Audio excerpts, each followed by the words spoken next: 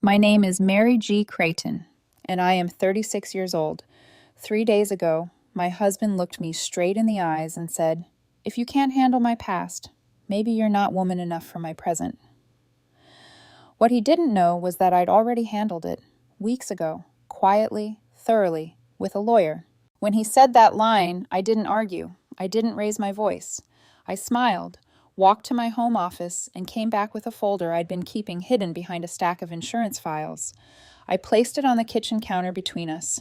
He frowned and asked what it was. I told him it was divorce papers, filed 5 weeks earlier. The color drained from his face when he saw the date.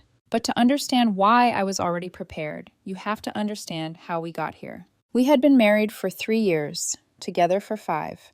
We met through mutual friends at a summer barbecue. He was charming, articulate, confident without being loud. He told me he worked in sales management, had big plans, talked about wanting kids someday. He said he was close with his family, just private about his past. At the time, that sounded mature, not suspicious. We got engaged after a year, married after 2. Life felt stable, predictable, safe.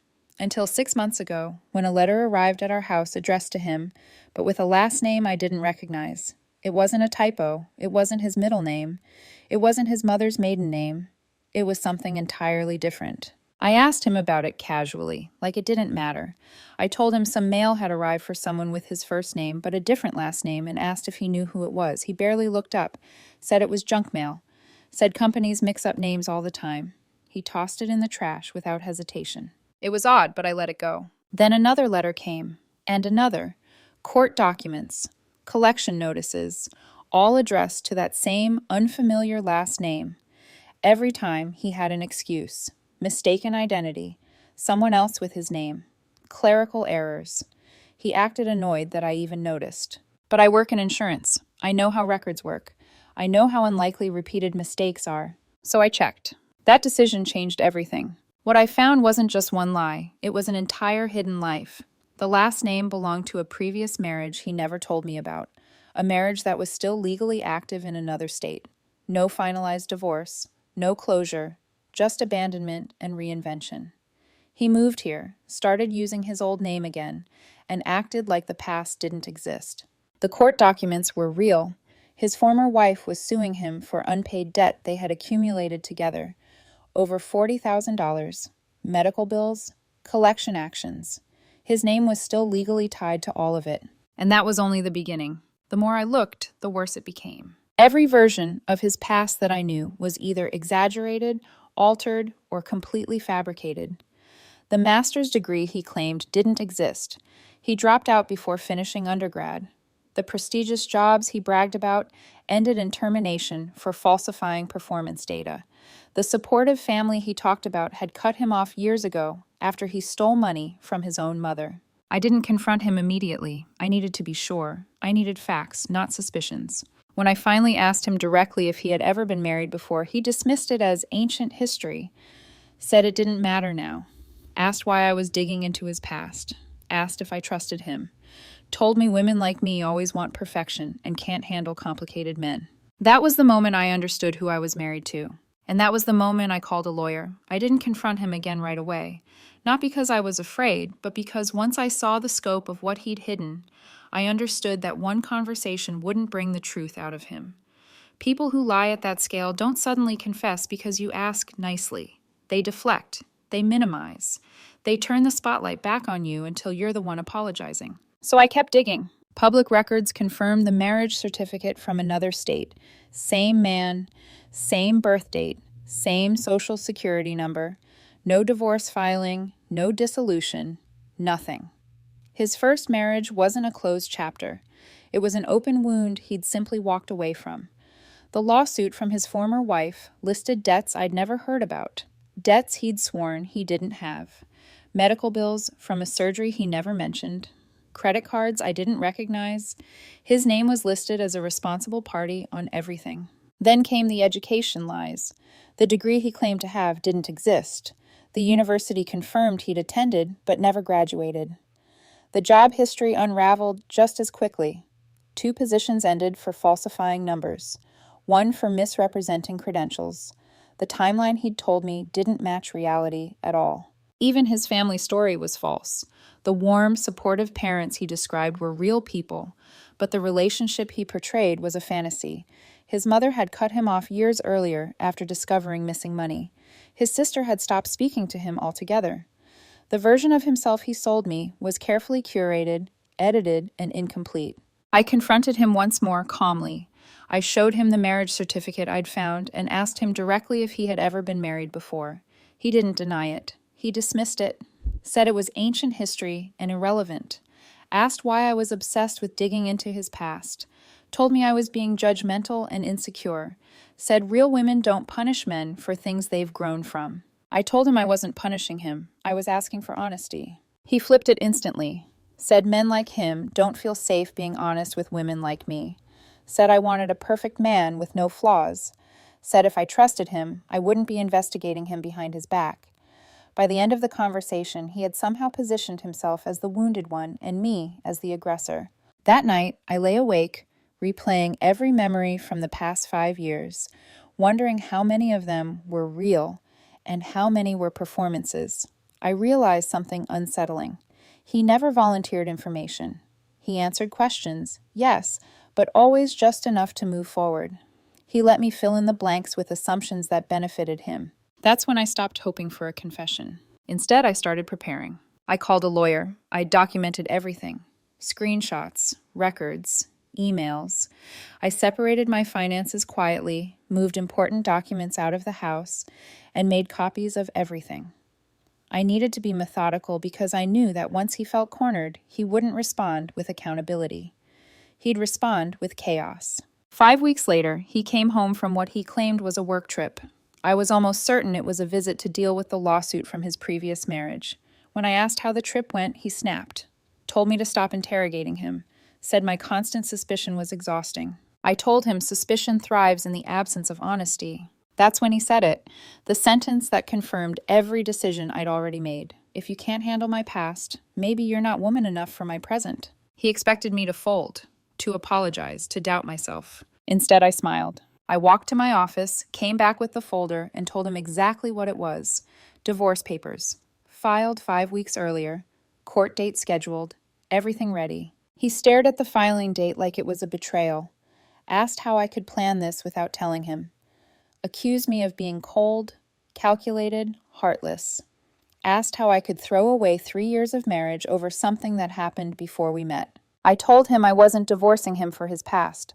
I was divorcing him for lying about it every single day of our marriage, for marrying me while still legally married to someone else, for building a life on deception. That's when I told him he needed to move out by the end of the month. The house was in my name, purchased before we married. My lawyer confirmed I wasn't obligated to let him stay. He asked where he was supposed to go. I told him maybe his wife could help him figure it out. That stopped him cold. I left him sitting there with the papers and checked into a hotel that night. My lawyer advised distance. He warned me that escalation was coming. Love bombing, guilt, smear campaigns, financial games. He said this kind of person follows patterns, and once you see the pattern, you can predict the behavior. I didn't know yet how accurate that warning would be, but I was about to find out. The first 3 days after I served the papers followed a pattern my lawyer had predicted almost word for word. It started with the apologies. Endless messages flooding my phone, each one more dramatic than the last. He said he was sorry, said he panicked, said he lied because he loved me too much and was afraid of losing me. Promised therapy, honesty, transparency, redemption. Promised he would finalize the divorce from his first marriage immediately. Promised he would fix everything if I would just talk to him. I didn't respond. I saved everything. When the apologies stopped working, the tone shifted. The messages turned sharp and accusing. He called me cruel, heartless, said a real woman would at least hear him out, said I was abandoning him when he needed me most, said I was destroying his life over mistakes he made before he met me. Still, I didn't respond. On the 4th day, he changed tactics again. This time, he sent reinforcements. I was at work when security called me down to the lobby. His mother and sister were there, voices raised, drawing attention. His mother was crying loudly, telling anyone who would listen that her son was being unfairly discarded. His sister stood beside her with crossed arms and a glare that dared me to argue. They begged me to reconsider, said he wasn't a bad person, said everyone has a past, said I was being dramatic. I told them calmly that their son was legally married to two people at the same time. That made him either a bigamist or a liar who never bothered to clean up his mess. Either way, not someone I would stay married to. That's when his mother dropped a new story. She claimed his first marriage was abusive, that he was traumatized, that he was protecting himself. It was the first time I'd heard that version. If it was true, I would have felt compassion. But compassion doesn't excuse deception. I asked why he never told me, not even once, about something that significant. Why he lied about his education, his job history, his debts, why he stole from her and got cut off. Her face changed. She hadn't known I knew all of that. Security escorted them out. My boss was understanding, but the humiliation lingered. I knew then that he was willing to weaponize embarrassment if it might force me back into line. When that didn't work, the smear campaign began. Friends started sending me screenshots from social media. He'd posted about going through the hardest time of his life, about being judged for his past, about being discarded by a wife who couldn't forgive. He never mentioned the previous marriage, never mentioned the lies, never mentioned the debts. He framed himself as a man punished for being imperfect. The comments were split. Some people offered sympathy, others asked questions. He responded vaguely, implying I was invasive and unforgiving. When mutual friends commented that there was more to the story, he deleted their replies and restricted the posts to friends only. I stayed silent. My lawyer advised me not to engage publicly. Let the truth surface on its own. On the seventh day, the financial desperation hit. My bank called to report a suspicious transfer attempt from our joint account. $8,000 set aside for household expenses. The request came from a device that had never accessed the account before, his work laptop. The bank froze the transaction and flagged it. I went straight there with my divorce papers and asked to freeze the account. They told me they couldn't without a court order since both names were on it. I asked if either party could legally withdraw funds. They confirmed we could. So I did. I withdrew all of it in cash and deposited it into my personal account at a different bank. Petty maybe, but legal and protective. 2 hours later, he called from his mother's phone. I answered before realizing who it was. He accused me of stealing from him. I told him he tried first. He said it was household money. I reminded him we no longer had a household. He said he couldn't afford to move out. I told him he had a job. He snapped back that his wages were already being garnished for debts I was now judging him for. That told me everything I needed to know. When he threatened to tell everyone I was abusive and controlling, I told him I had documentation of every lie, including his first marriage certificate. I told him my lawyer was eager to use it. Then I hung up and blocked the number. The next morning, my lawyer called. He had filed an emergency motion for temporary spousal support and exclusive use of the house. He claimed I trapped him in a marriage, financially abused him by withdrawing the joint account, and abandoned him without warning. He was asking for $3,000 a month and the house. My lawyer laughed when she read it aloud. She told me not to worry. She said his entitlement was doing more damage to his case than I ever could. She said this kind of behavior was exactly what judges look for when deciding whether someone is acting in good faith. The hearing was scheduled for the following week. I hung up the phone and sat in silence, realizing how far he was willing to go to avoid accountability. He wasn't fighting for reconciliation. He was fighting for control. And I knew the courtroom was where the truth would finally corner him. The emergency hearing came faster than I expected. 1 week after he filed the motion, we were standing in a courtroom that felt colder than it should have. He showed up with a legal aid attorney, someone who looked tired before the judge even entered. I showed up with my lawyer and a folder thick enough to tell its own story. His attorney spoke first. She claimed I had blindsided him with divorce papers, drained the joint account without warning, and left him destitute. She said he was trapped in a marriage where he had been financially controlled and emotionally abandoned. She asked for temporary spousal support and exclusive use of the house so he could survive while the case proceeded. When it was our turn, my lawyer didn't raise her voice. She didn't need to. She laid out the timeline slowly, deliberately. She showed the bank records proving he attempted to drain the joint account first and that the transaction was flagged before I withdrew anything. She presented text messages from a month earlier where I confronted him about the previous marriage and gave him the chance to tell the truth.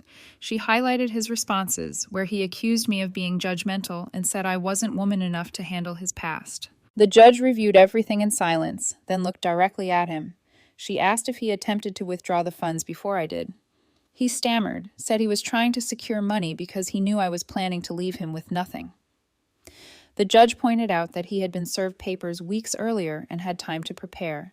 His lawyer tried to redirect, mentioning debts he was struggling with, debts from a previous marriage. That's when everything shifted. My lawyer asked the court if she could submit additional documentation. She handed over the marriage certificate from his first marriage and the records showing there was no divorce filing. The judge's expression hardened. She asked him directly if he was currently legally married to another person when he married me. He hesitated, said it was complicated, said he thought it was over. The judge didn't accept that. She asked for divorce papers from the first marriage. He didn't have any. The words bigamy and fraud entered the room, heavy and unavoidable. His attorney leaned toward him, whispering urgently, clearly realizing she hadn't been told the full story. The judge denied the emergency motion on the spot. No spousal support, no exclusive use of the house. She stated that given the evidence of deception and the possibility that the marriage itself might be invalid, there was no basis for emergency relief. She scheduled the final hearing and moved on to the next case. In the hallway, he tried to confront me, said I was destroying his life, said everyone would think he was a terrible person now. I told him quietly that people tend to think that when the truth comes out. His lawyer pulled him away before security had to. The final hearing came the following week. This time, he had fired the legal aid attorney and hired a private lawyer. I had no idea where the money came from, but it didn't matter. The approach was aggressive. They tried to paint me as controlling, invasive, and obsessive. They said I invaded his privacy by running background checks. They argued that regardless of his past, he deserved half of the marital assets. My lawyer dismantled that argument piece by piece. The house was purchased by me 2 years before we met, solely in my name. The mortgage payments came from my account. His car was leased in his name. Mine was purchased outright before the marriage. My retirement account existed long before him. He didn't have one. The debts belonged to him, most of them predating our relationship. Then my lawyer addressed the issue no one wanted to touch. She asked the court to consider whether there was a marriage to dissolve at all. The judge asked again if he had ever legally divorced his first wife. Silence filled the room. His lawyer looked at him, then back at the judge. The answer was obvious. The judge ruled that because he was still legally married at the time of our wedding, our marriage was invalid from the start. It was annulled, not divorced. Legally, it never existed. He broke down crying, said we had been together for 5 years. The judge acknowledged that, but reminded him that he had been married to someone else the entire time. That was his doing, not mine. Annulment granted. Case closed. As we left the courthouse, his mother and sister followed me. His mother accused me of ruining him, asked if I was happy. I told her I didn't ruin anything. Her son did. His sister said he was going to lose his job. I didn't respond. It wasn't my problem. He stood there silently, staring at me like he didn't recognize the woman who refused to be lied to anymore. He said he loved me. I told him he loved what I provided. There's a difference. I walked to my car and left them standing there. The truth had finally caught up to him, and there was nowhere left to hide. 6 weeks passed after the annulment, and the silence that followed felt unfamiliar but welcome. For the first 2 weeks, I kept expecting him to show up or find some new way to force himself back into my life. He didn't. No calls, no emails, no surprise appearances. It was radio silence, and at first it felt unsettling, like the calm after something violent. Then I found out why. Through a mutual acquaintance, I learned his first wife finally managed to serve him divorce papers at his mother's house. The same woman he claimed was ancient history. The same marriage he said didn't matter anymore. He couldn't dodge it this time. He had to face the mess he'd been running from for years. Not long after that, the truth about his job came out too. He didn't just lose it because of the bigamy issue. The so-called work trips he'd been taking were unauthorized absences. Lies stacked on lies. His employer uncovered a pattern, and that was the end of it. That explained where the money for his last lawyer had come from. Maxed out credit cards, desperation, and denial. His family tried one last time. His sister sent me a long email about how I had destroyed her brother's life and how I should help him get back on his feet. I read it once, then replied with one sentence. Your brother destroyed his own life with years of lies. I blocked her everywhere after that. The legal loose ends tied themselves up quickly. His first marriage was dissolved without contest. He didn't even show up to court. His ex-wife got everything she asked for, and I didn't feel bad about that. She deserved closure too. She called me once to thank me for providing the address. She said she'd been trying to move on for years, but couldn't legally remarry. Another lie he'd told both of us. Debt collectors tried their luck next. Letters started arriving again, this time addressed to both of us. My lawyer shut that down fast. Because the marriage was annulled, it was never legally valid. I was never responsible for his debts. They backed off. Shortly after, I heard he filed for bankruptcy. That information slipped out during another failed guilt trip attempt from his sister, right before I blocked her again. Socially, the fallout settled into something quieter. Our mutual friend group split at first. Some people believed his version. Some stayed neutral. But as the truth surfaced, the bigamy, the lies, the job loss, most people distanced themselves from him without saying much. A few still thought I was cold for not giving him another chance. I stopped explaining myself. The people who mattered already understood. Emotionally, it took time. I won't pretend it didn't mess with my head. I questioned my judgment, replayed every moment, wondered how I missed the red flags. Therapy helped. My therapist said something that stuck with me. Pathological liars are good at lying. That's why they get away with it for so long. Trusting your spouse isn't a flaw. Exploiting that trust is. I sold the house. Too many memories. I bought a smaller condo closer to work and started over. I adopted a dog, and I trust his instincts more than I trust first impressions now. Life became quiet, predictable, boring even. And after everything, boring felt like peace. People ask if I regret how I handled it, if I should have been kinder, more forgiving. No. He had 5 years to tell the truth. Multiple direct chances to come clean. He chose lies every single time. Preparing the annulment over 5 weeks wasn't cruelty, it was self-preservation. When he said I wasn't woman enough to handle his present, he accidentally told the truth. I wasn't strong enough to accept fraud, deception, and betrayal as just part of someone's past. And I don't regret that. I protected myself legally, financially, and emotionally. That's not being cold, that's being smart. I'm moving forward now. He's dealing with the consequences of his choices. That's how it should be. And honestly, I'm doing okay. Better than okay. I'm free.